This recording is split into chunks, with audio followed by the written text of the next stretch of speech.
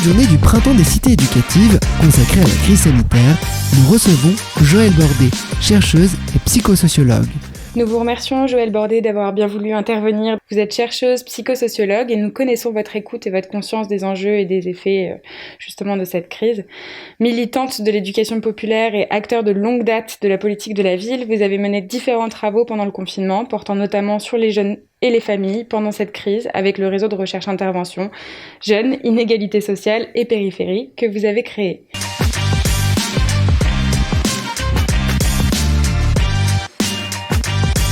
Merci d'abord d'accueillir les travaux du réseau Jeunes, Inégalités sociales et Périphérie. En fait, c'est un réseau de recherche international que j'ai créé quand j'étais directrice de recherche au Centre scientifique et technique du bâtiment. À l'époque, Philippe Dard, qui était mon responsable, m'avait incité à créer ce réseau, qui est en fait un réseau de 9 pays, avec des chercheurs, mais aussi des pédagogues et des artistes. Et dans le cadre de ce réseau, on mène des recherches-interventions, puisque mon métier, c'est la recherche-intervention, et c'était aussi beaucoup celle au CSTB. Et donc c'est dans le cadre de ce travail, de ce réseau français, mais aussi international, qu'on a mené des travaux pendant l'épidémie du Covid.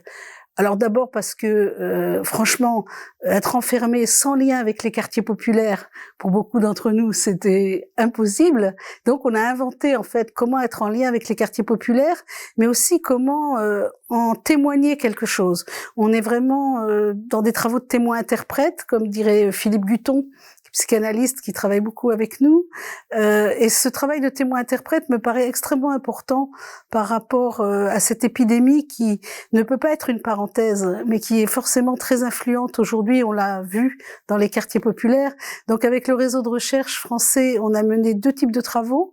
On a fait dans le premier confinement un réseau d'écoute de 43 professionnels sur 17 sites en France, qu'on a écouté donc sur à la fois les changements pour les jeunes, les familles, et puis aussi sur leur pratique de professionnels de l'éducation, en particulier les animateurs et les éducateurs de prévention spécialisés.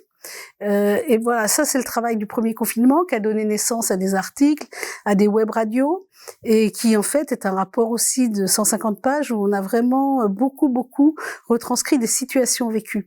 Le deuxième travail après, il y avait une question qui émergeait vraiment de ces travaux de la première phase, c'est en fait, l'imposition de nouveaux phénomènes sociaux graves, comme la crise alimentaire, comme la peur dans les familles de la mort, en fait, qui fait que la demande sociale, elle a beaucoup changé, mais aussi, j'allais dire, la temporalité des habitants. Donc, j'ai appelé ça la condensation de la demande sociale. Alors, ça demande à être travaillé, mais on a fait des monographies sur 6 sites en France, qui, en fait, pour étudier cette question de comment l'évolution de la demande sociale des habitants et de ce qu'ils ont à vivre transforme aussi les politiques publiques de territoire et le travail des professionnels. Donc, voilà, les civils, c'est Nanterre, Roubaix, Dunkerque, Dieppe, Armentières, Grigny, j'espère que je n'en oublie pas. Et donc, c'est 15 personnes qui se sont impliquées, on va dire bénévolement, pour le moment, pour faire tout ce travail, qui a été un travail d'entretien, à la fois des jeunes, des familles, et en même temps des professionnels de proximité et des cadres des municipalités. Voilà, ça c'est le niveau national et c'est de ce lieu-là que je vais parler aujourd'hui par rapport à la situation. Par ailleurs, au niveau international, on a fait un travail qui je trouvais très très intéressant. 80 jeunes de 11 pays se sont envoyés des lettres pendant le confinement. Par exemple, le jeune Sénégalais au jeune Ukrainien disant « Mais mon frère, on est la génération Covid, c'est nous qui allons refaire le monde ». Et réellement, de prendre cet événement par les jeunes et les lettres avec leur correspondance, c'est vraiment un très très beau moment aussi, et on essaye aujourd'hui d'en faire des événements artistiques. Et par ailleurs, on a fait des visioconférences avec tous les pays du réseau, voilà, c'est-à-dire le Brésil, le Sénégal, Israël, Palestine, Russie, Ukraine, Portugal, Italie, pour en fait se parler ensemble aussi de comment chacun analyse les effets du Covid dans chaque contexte et comment on continue à être ensemble pour accompagner les jeunes des quartiers populaires.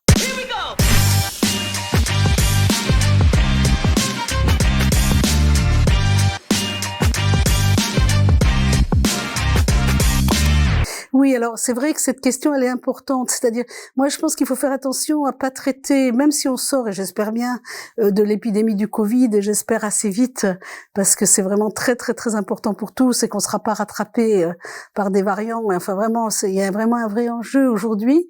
Je pense qu'on peut pas le traiter comme un événement entre parenthèses.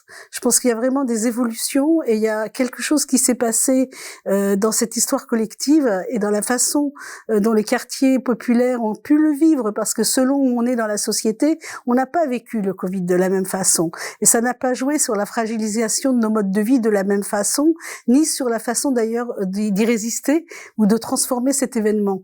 Donc, moi, je différencierais vraiment le premier confinement, qui a été quand même une sidération. C'est-à-dire du jour au lendemain, tout s'est fermé. Quand on dit tout s'est fermé dans les quartiers, c'est tous les lieux d'accueil, c'est tous les lieux d'accueil des missions locales, des lieux de médiation sociale, c'est aussi, d'une certaine façon, les transports pour aller au centre-ville.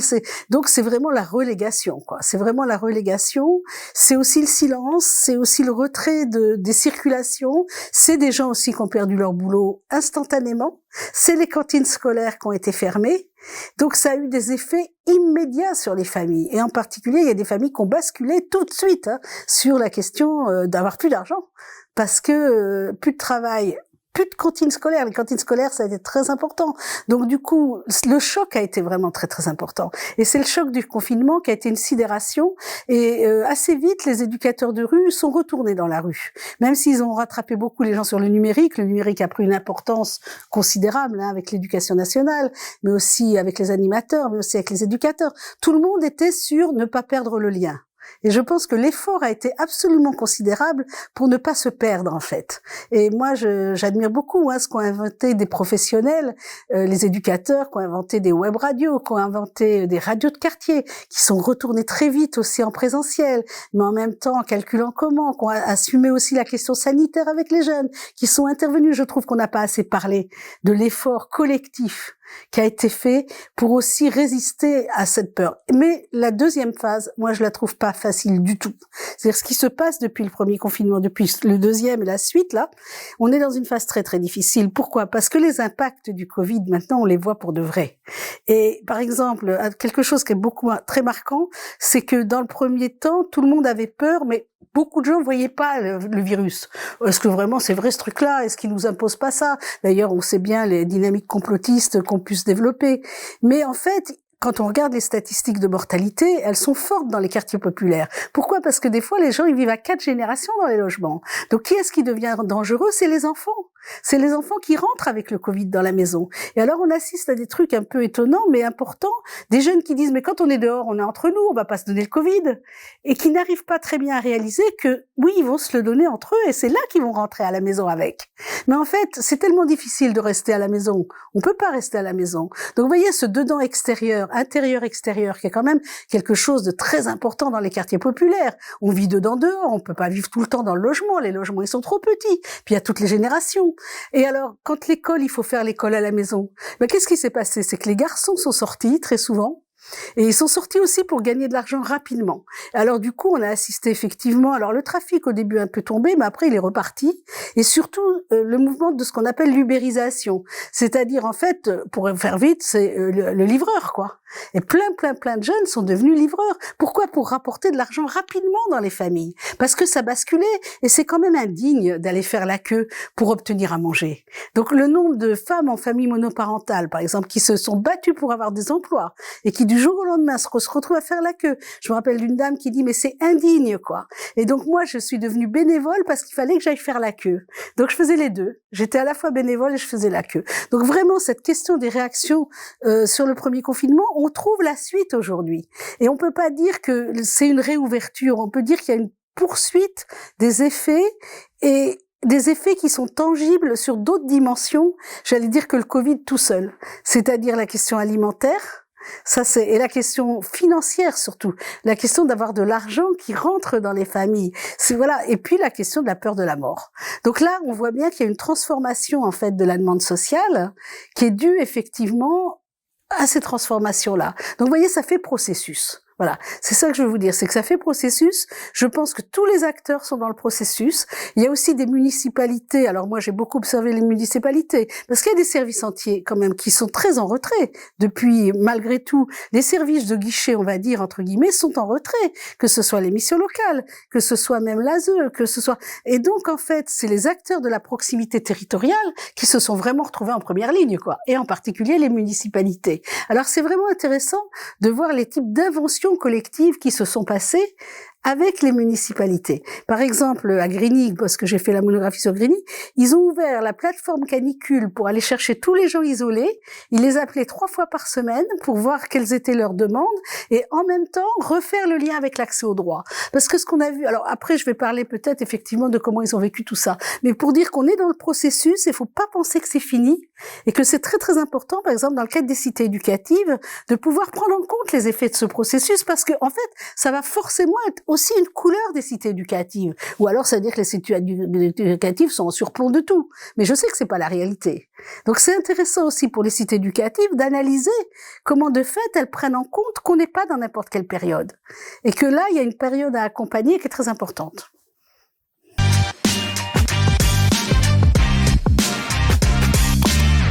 Oui, ça c'est très important. C'est maintenant où est-ce qu'elles en sont, ces habitants des quartiers populaires.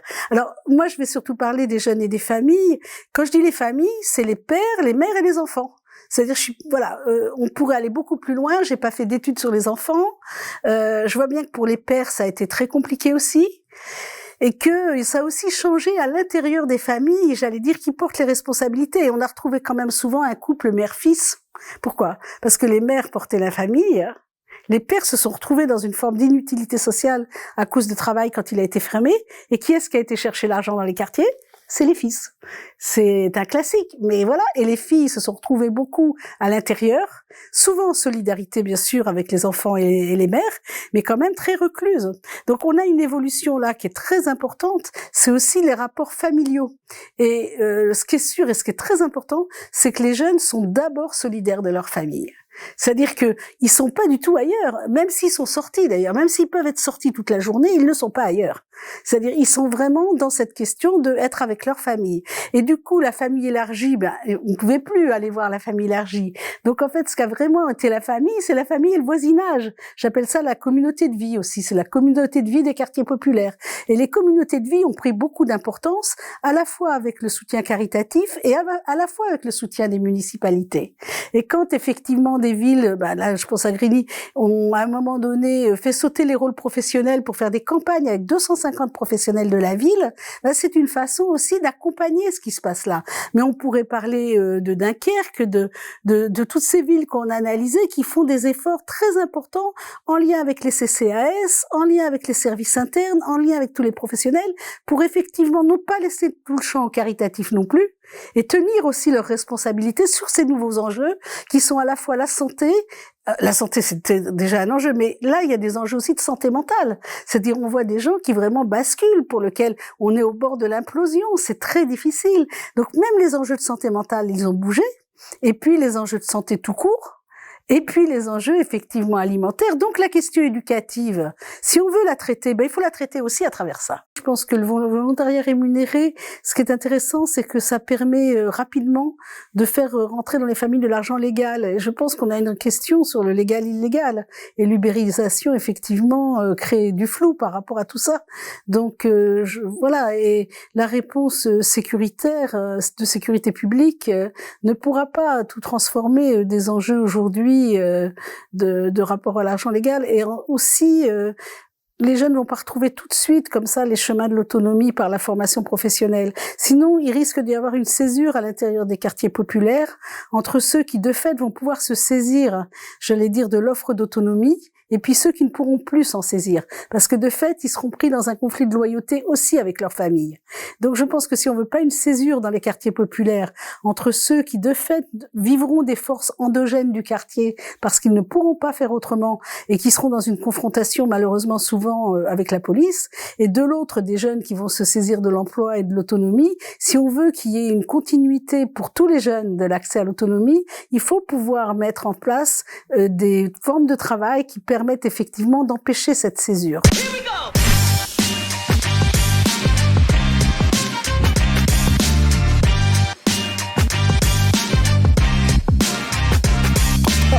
monde connaît, quand on connaît mes travaux, tout le monde connaît mon attachement aux professionnels de proximité.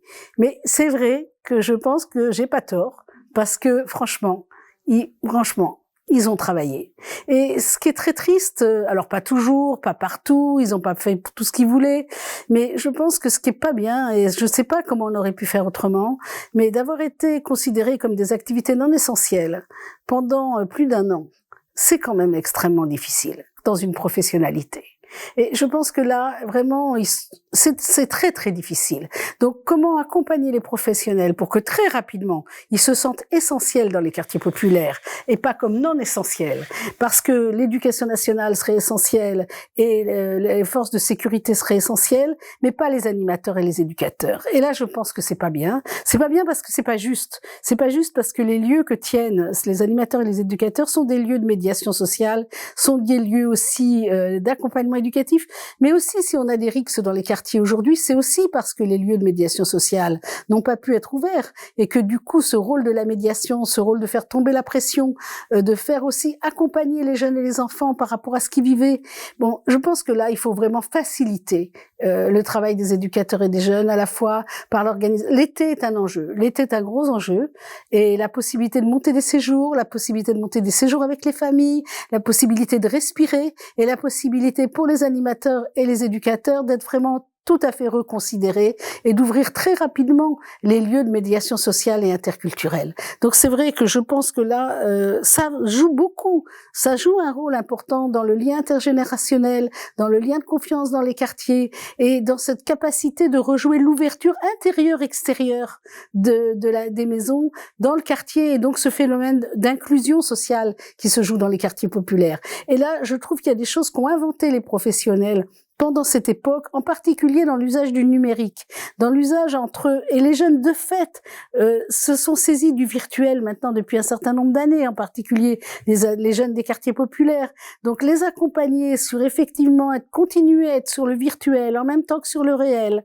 Là, actuellement, je fais un travail avec une centaine d'éducateurs à Paris, avec Arkea et Feu Vert, pour écouter comment ils se saisissent du numérique. C'est passionnant, mais on peut pas travailler aujourd'hui avec les jeunes sans comprendre ce rapport entre le numérique et le réel. Donc on a fait des progrès immenses pendant le Covid, et ce serait très important de pas perdre ça. C'est-à-dire il y a eu un nombre d'expériences, il y a eu un nombre d'inventions, il y a eu un rapport de présence aux autres, et je pense que là on a aussi les acquis du Covid. Alors ça c'est, je pense, très important pour que les animateurs, les éducateurs, l'ensemble des professionnels de proximité retrouvent leur place, c'est aussi d'identifier ce qu'ils ont inventé. Par ailleurs, il faut pouvoir très vite redonner une présence importante à l'ASE, à la PJJ, aux missions locales, à toutes les structures relais en fait de la demande de proximité. Parce que sinon les professionnels ils se retrouvent avec une demande en fait qu'ils peuvent pas traiter.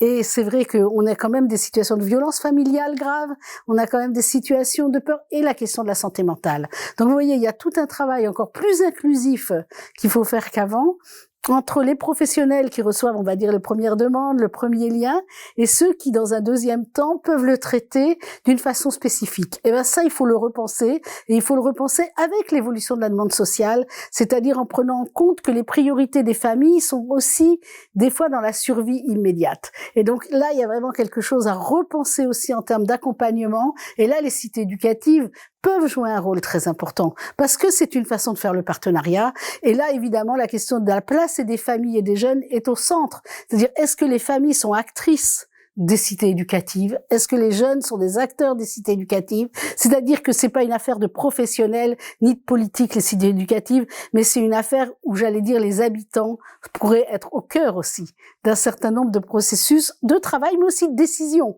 C'est-à-dire que ce ne sont pas des usagers. Ce sont effectivement pour moi des coproducteurs de ces politiques publiques pour qu'ils puissent effectivement, eux, pouvoir, j'allais dire, sortir de la survie. Parce que ce qui est très inquiétant, c'est le temps du Covid. Le temps du Covid, c'est un temps de l'incertitude ponctué de situations d'urgence. Alors, il y a déjà des quartiers qui vivent ça. Quand j'ai fait le travail à Grigny, ils m'ont dit, mais tu sais, c'est déjà le temps du quartier, hein. C'est déjà comme ça. On est déjà dans l'incertitude et dans la question de la situation d'urgence. Moi, j'ai pas envie que tous les quartiers populaires ils aient à vivre cette tension-là. Et même s'ils vivent cette tension-là, alors c'est comment on la transforme.